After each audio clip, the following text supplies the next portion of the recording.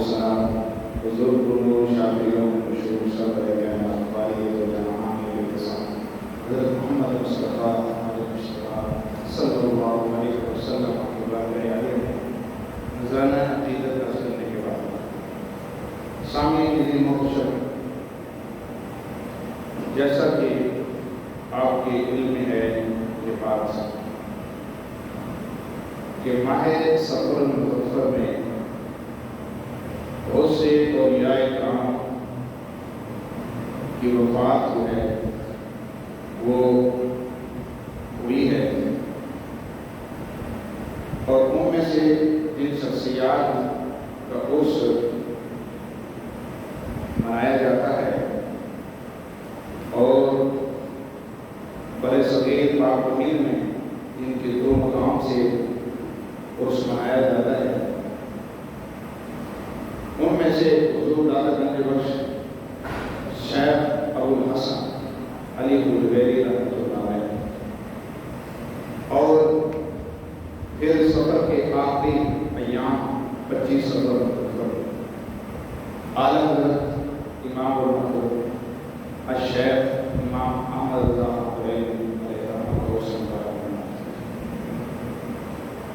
تو ان بزرگوں کی شخصیات کی جو وفات ہے وہ ماہ سفر المظفر کی فضیلت کو بھی بیان کرتی ہے۔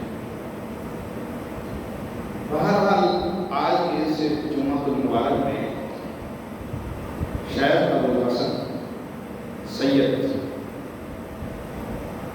ابو الحسن علی حجویری علیہ السلام کی سیرت پر گفتگو کرنا مناسب ہے۔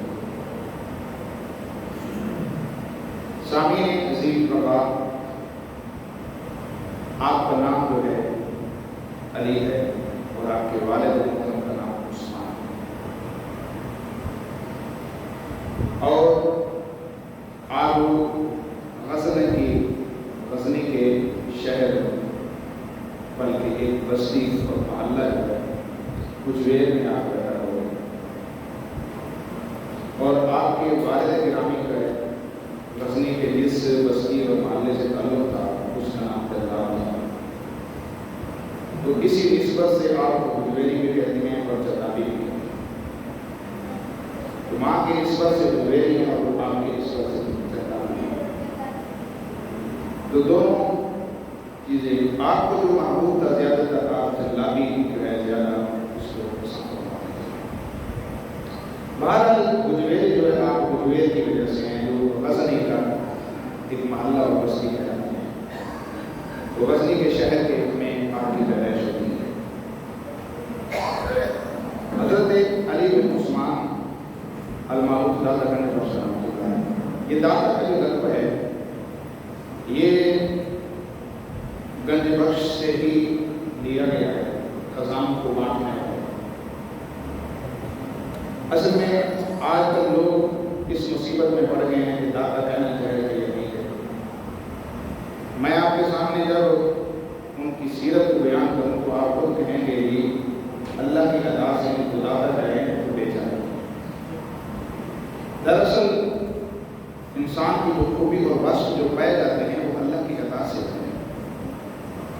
آج کل لوگ چھوٹے چھوٹے بچوں کو اور نوجوان نسل کو گمراہ کرنے پر تلے ہوئے ہیں،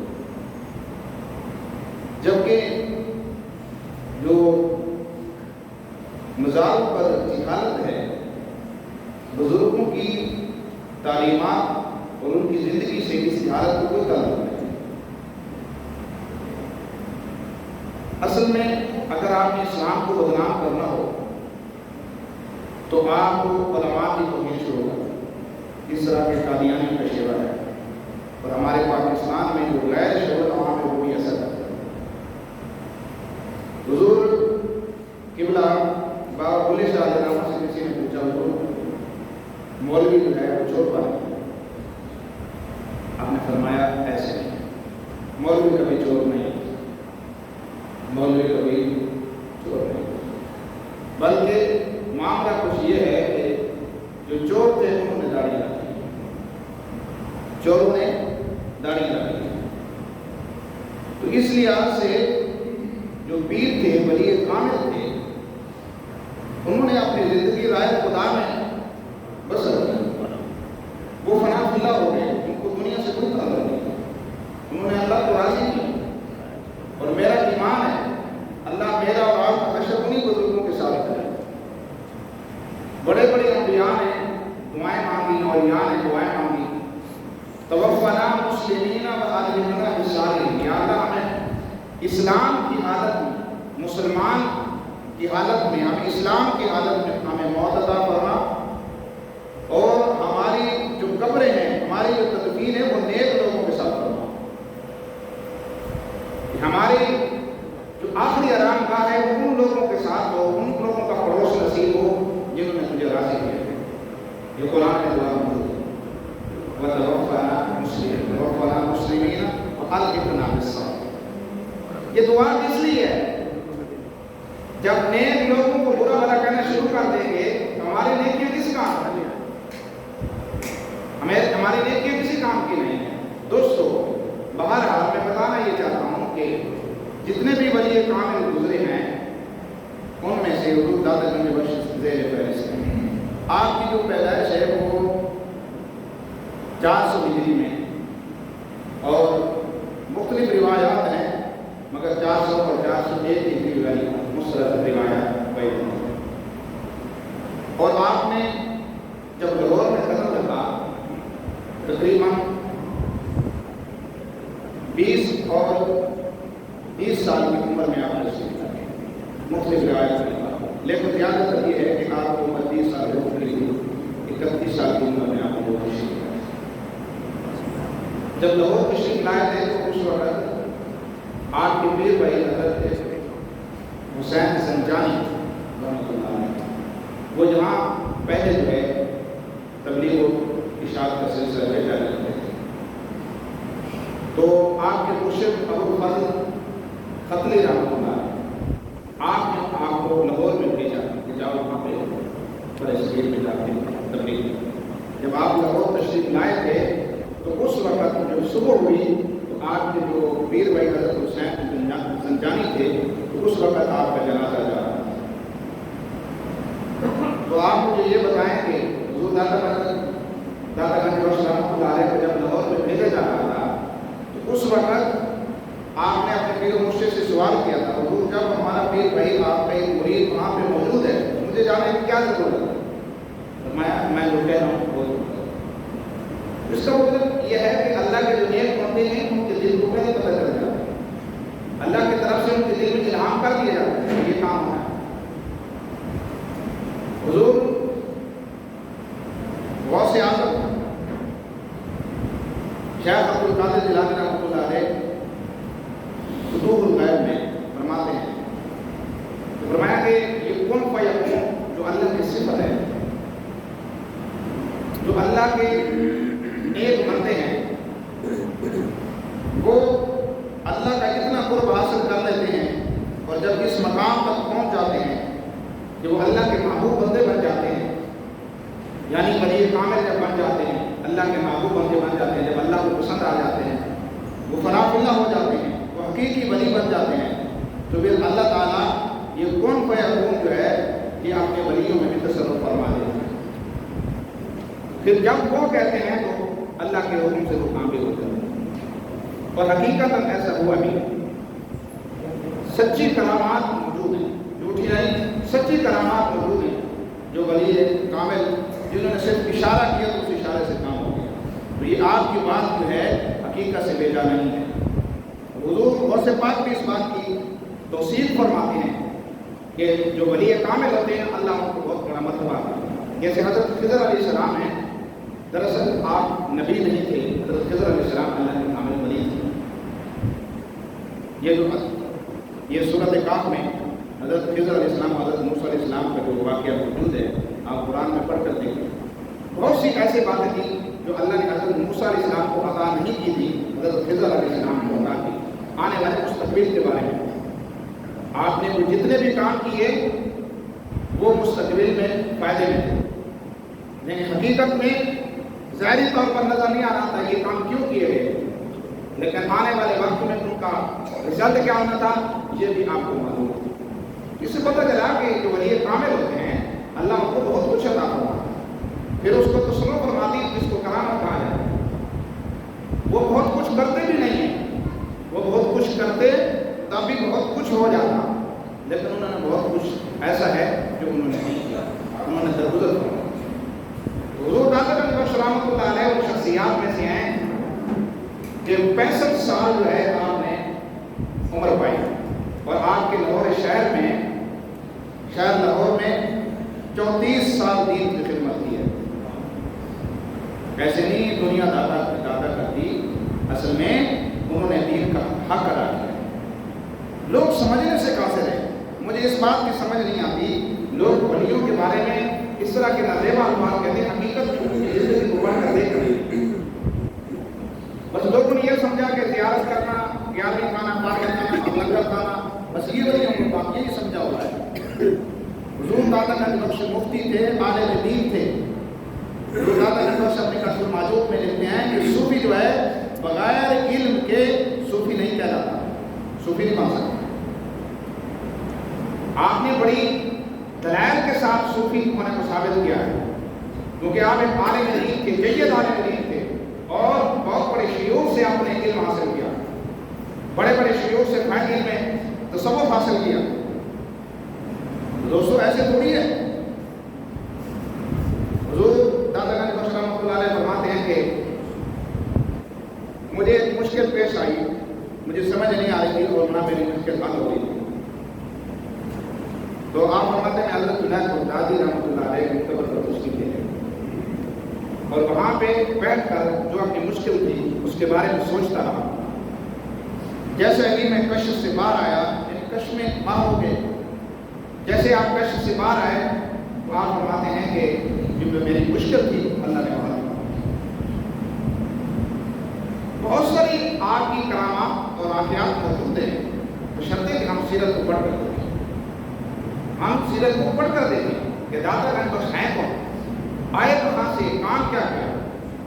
آپ ایک مرتبہ عراق کے علاقے میں آپ تشریف فرما تھے کہ آپ نے ایک مرتبہ ایسا کیا کہ آپ سخاوت میں بڑھ چڑھ کر حصہ لینے لگے، جیسے آج کل سیلاب آیا ہوا ہے، لوگ سخاوت میں بڑھ چڑھ کر حصہ لے رہے ہیں۔ اس وقت بھی کچھ ایسا تھا، آپ نے غربت کو محسوس کیا تو آپ سخاوت میں کے میدان میں بھی آ گئے۔ مطلب یہ ہے کہ جس طرح آج کل لوگوں نے مولویوں کو صرف مدرسے تک محدود کیا، آج وہی علماء ہیں جو اپنے ہاتھوں سے غریبوں کی خدمت کر رہے ہیں۔ بس بات یہ ہے کہ ہمیں اپنی آنکھوں سے پردہ اٹھانے کی ضرورت ہے۔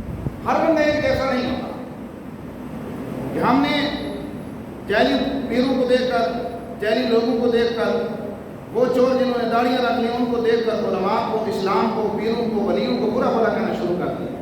حقیقت میں ہم سمجھے نہیں، وہی علماء ہیں آج ان غریبوں کی مدد کر رہے ہیں۔ مجھے آپ بتائیں کہ وہ لوگ جو علماء پہ طنز کرتے تھے ان کو دیکھنا چاہیے تھا کہ وہی علماء ہیں جو گلی گلی، نگر نگر، ہر جگہ اور پانی میں اور جہاں راستہ نہیں بھی وہاں بھی لوگوں کی گھر گھر خدمت کر رہے ہیں اور خود جا رہے ہیں۔ اس سے بڑھ کر علماء کی شان کیا ہونی چاہیے مجھے؟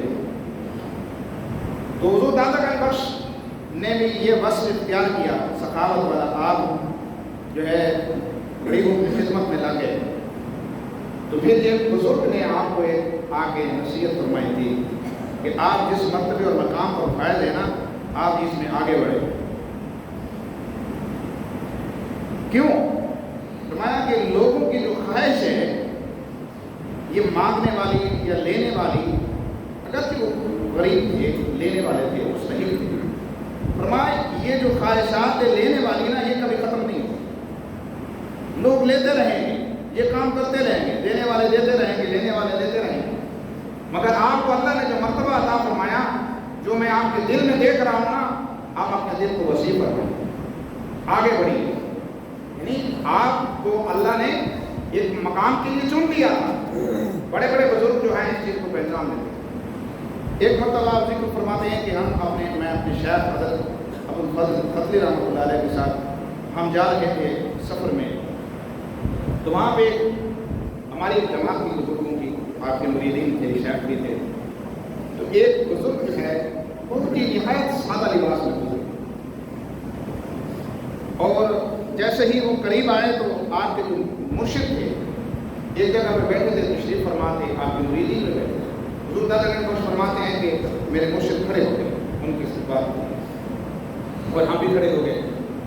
فرماتے ہیں کہ جب وہ بزرگ چلے گئے تو میں نے سوال کیا کہ نہایت ہی سادہ لباس میں ایک بزرگ تھے، تو آپ ان کے مقام اور عزت کے لیے آپ ہمارے اتنے شیخ ہیں، آپ کھڑے ہو گئے؟ فرمایا ہاں۔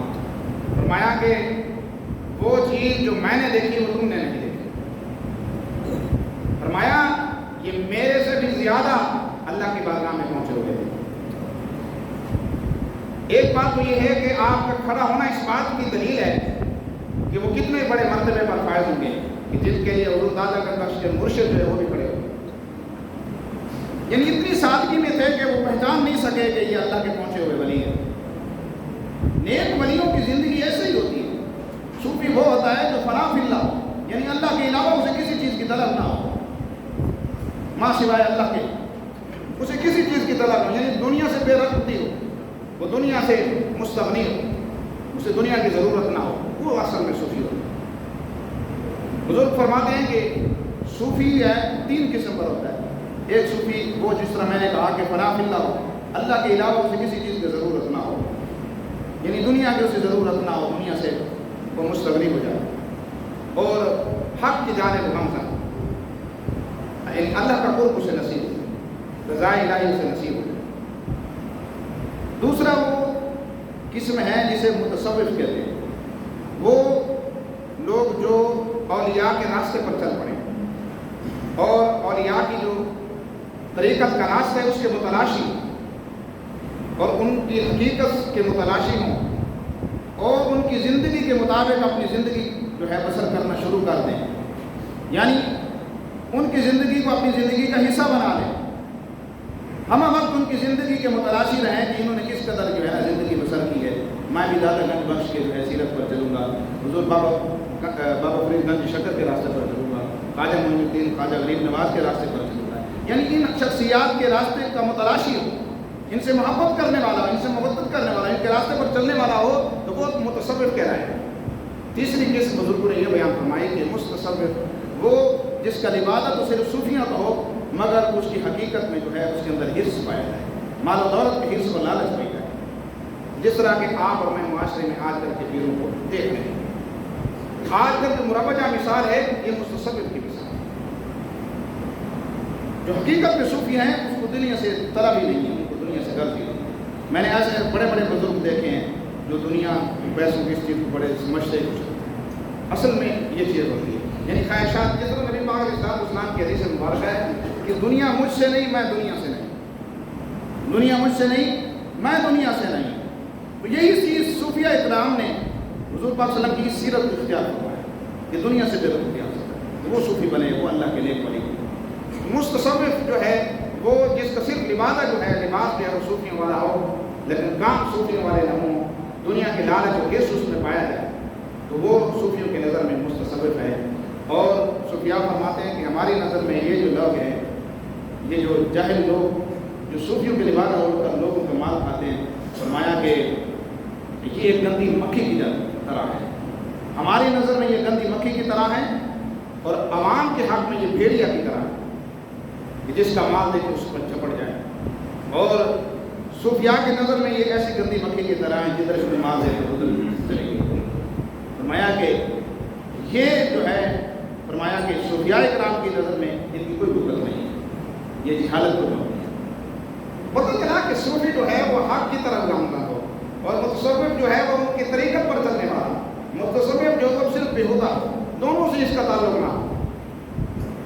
آج کل آپ مثال دیکھیں، میں نہیں ماں پہ میرا مرشد چاہتے میں کچھ یہاں دے سنگ لائی ہو، سب کے جامع ہونا کچھ یہاں پوچھی نہ نہیں میں نام بس راستہ انہیں کا چاہیے، دادا گنج بخش رحمۃ اللہ علیہ کا راستہ چاہیے، جنہوں نے اپنی ساری زندگی جو ہے عراق، شام، فلسطین، خراسان، یہ جتنے بھی ترکی کے علاقے ہیں، خراسان، یہ سارے غزنوی یا لاہور دیکھ لیں تو حضور دادا گنج بخش نے سب جگہ فیض مانا، سب جگہ فیض بانٹے. 34 سال لاہور میں دین کی نشر و اشاعت کی، تبلیغ کی، توحید کا پیغام پہنچایا. اس سے بڑھ کر کون سی خدمت آپ چاہتے ہیں؟ سکھوں کو کلمہ پڑھایا اور سکھوں کے بیٹوں کو شفایات کیا. تو دوستو، رائے بہادر ایک ہندو تھا، اس کے 3 بیٹے بیمار ہوتے تھے. تو ان کی بیماری میں وہ کسی ڈاکٹر نے ان کا علاج نہیں کیا، صرف حضور داتا گنج بخش کی دعا سے ان کو شفا ملی. ہم کہاں بیٹھے ہیں ایسے داتا کہنا، بس بات صرف داتا تک رہ گئی ہے. ان کی سیرت کس نے پڑھنی ہے؟ بس داتا کے جھگڑے میں پڑ گئے کہ داتا کہنا جائز ہے یا نہیں، بس اتنے بات. یہ لنگر کے چکر میں پڑ گئے، کھانا ہے کہ کیا کرنا ہے. بھائی آپ وہاں پہ جاؤ، قرآن پڑھو، وہاں سے کچھ حاصل کرو، بیٹھو تو صحیح کچھ نصیب ہو. داتا گنج فرماتے ہیں کہ مجھے مشکل پیش آئی ہے، میں حضرت جنید بغدادی رحمۃ اللہ علیہ کی قبر پر تشریف لے جاتا ہوں، وہاں پہ میں مہر ہو جاتا ہوں، مصروف ہو جاتا ہوں اپنی مشکل کو سوچنے میں. جب اڑتا ہوں تو میری مشکل حل ہو جاتی ہے. آپ وہاں جا کے بیٹھے تو صحیح تو پتہ چلے کہ کیا ملتا ہے. بابا فرید گنج، آپ شاید پہلی مرتبہ سن رہے ہوں گے، میں پہلے یہ بتاتا تھا کہ آج مجھے یہ بھی پڑھنے سے معلوم ہوا کہ حضور بابا فرید گنج شکر رحمۃ اللہ علیہ نے بھی آپ کے مزار سے فیض حاصل کیا ہے. اور حضور خواجہ غریب نواز نے بھی، آپ نے چلا کاٹا، آپ نے بھی فیض حاصل کیا ہے. وہ حجرہ آج تک موجود ہے. وہ کافر جو ملکہ بلقیس کے تخت کے تجسس میں تھا کہ وہ کیسے آنکھ جھپکنے سے پہلے آ گیا، ان کو جو جواب ملا وہ کہتے ہیں کہ میں پوری دنیا پھرا ہوں، جتنے بھی تبلیغ کرنے والے مبلغین یہاں پہ جو ہے پاکستان، اس کے علاوہ بعد بھی پھرتے ہیں، مجھے کہیں سے جواب نہیں ملا. اور اس بات کا ملکہ بلقیس کا تخت کیسے آیا، مجھے جہاں سے جواب ملا وہ حضور داتا گنج بخش کے مزار شریف ہے، یہاں پہ مجھے آگے جواب ملا اور میں نے کلمہ پڑھ لیا. تو دوستو، ہم کیا سمجھتے ہیں حضور داتا گنج بخش رحمۃ اللہ علیہ کی سیرت؟ حضور داتا گنج بخش رحمۃ اللہ علیہ بہت پہنچ نہیں سکا. لہٰذا میرا پیغام یہ ہے کہ آپ ان کی سیرت پڑھیں، آپ ان کی سیرت پڑھیں. صرف حلوے تک محدود نہ رہیں، بریانی تک محدود نہ رہیں، صرف لنگر تک محدود نہ رہیں. خدارا انہوں نے جتنے بھی لوگ آتے تھے ان کے دل بدل دیے، ان کی زندگیاں بدل دی. مگر ہم مسلمان ہو کر بھی اپنی زندگی نہیں بدلی، اپنی روش نہیں بدلی، اپنا دل نہیں بدلا. کیسا ہم ماننے والے ہیں، کیسے ہم ان کی سیرت پر چلنے والے ہیں. تسبیح پھری پر دل نہ پھریا، کی لینا ہے تسبیح پڑھ کے. علم پڑھیا پر ادب نہ سیکھیا، کی کرنا ہے علم پڑھ کے. جو داتا گنج بخش رحمۃ اللہ علیہ کا فرمان ہے، جس نے علم نہیں سیکھا وہ صوفی کبھی بھی نہیں بن سکتا. حقیقت میں صوفی وہی ہے جو حضور پاک صلی اللہ علیہ وسلم سے لے کر تمام صحابہ کی سیرت کو پڑھنے والا ہو اور ان کی سیرت کو پڑھ کر اس پر چلنے والا ہو. خصوص خلفائے راشدین اور پھر اہل بیت اطہار. آپ حسنی سید ہیں، فرماتے ہیں کہ اہل بیت کی سیرت کو پڑھنے والا، اس پر چلنے والا ہو، سادات سے محبت کرنے والا ہو، تب وہ صوفی بن سکتا ہے، ورنہ وہ صوفی نہیں بن سکتا. جب آپ کی شرائط یہ ہے کہ صوفی بننے کے لیے یہ لازم ہے کہ اس چیز کو وہ سمجھے کہ علم حاصل کرے، طالب علم رہے. تو دوستو، ایک بزرگ فرماتے ہیں کہ 10 چیزیں جو ہیں، 10 چیزوں کو کھا جاتی ہیں. فرماتے ہیں کہ توبہ گناہ کو کھا جاتی ہے، گناہ کو مٹا دیتی ہے. چغل خوری عمل کو تباہ کر دیتی ہے، جھوٹ رزق کو تباہ کر دیتا ہے، صدقہ بلا کو دور کر دیتا ہے، یعنی پریشانی کو دور کر دیتا ہے، اور غم کو بھی دور کر دیتا ہے، اور عمر کو بھی دراز کر دیتا ہے. اور غصہ جو ہے عقل کو کھا جاتا ہے، اور پھر تکبر علم کو کھا جاتا ہے، اور نیکی بدی کو کھا جاتی ہے، یعنی خیر شر کو کھا جاتی ہے. اور سخاوت جو ہے پشیمانی، نیکی بدی کو بھی اور پشیمانی سخاوت کو، اور ظلم جو ہے وہ عدل کو. اسی طرح یہ چیزیں جب عدل آ جائے تو ظلم مٹ جاتا ہے، اور جب انسان کے اندر نیکی آ جائے تو بدی چلی جاتی ہے، یعنی ایک خیر ہے اس کے اپوزٹ جتنی بھی نیگیٹو چیز ہے وہ ختم ہو جاتی ہے۔ جیسے عدل کے مقابلے میں ظلم ہے، اسی طرح نیکی کے مقابلے میں بدی ہے، خیر کے مقابلے میں شر ہے، اسی طرح غسل جو ہے عقل کو کہا جاتا ہے، تکبر علم کو کہا جاتا ہے، یعنی اپوزٹ جتنی بھی چیزیں ہیں اس کے مقابلے میں انسان جب ایک اچھی چیز کو، پازیٹیو چیز کو اختیار کر لیتا ہے تو آٹومیٹک دوسری سے دور ہو جاتا ہے، وہ دوسری کے نقصان سے بچ جاتا ہے۔ آپ جب نماز آ کے اللہ کے گھر میں پڑھیں گے، جمعہ آ کے پڑھیں گے تو آپ کو سکون میسر ہوگا۔ آپ جمعہ چھوڑ دیں گے اور نماز چھوڑ دیں گے تو سوائے پریشانی اور بدسکونی کے آپ گھر میں اور کیا ہے۔ تو دوستو اللہ تعالیٰ جو ہے ہم سب کو عمل کی توفیق عطا فرمائے، اور حضور داتا گنج بخش رحمۃ اللہ علیہ کی جو سیرت ہے اللہ تعالیٰ ہمیں اسے پڑھنے کی اور اس کے مطابق زندگی بسر کرنے کی اللہ توفیق عنایت فرمائے۔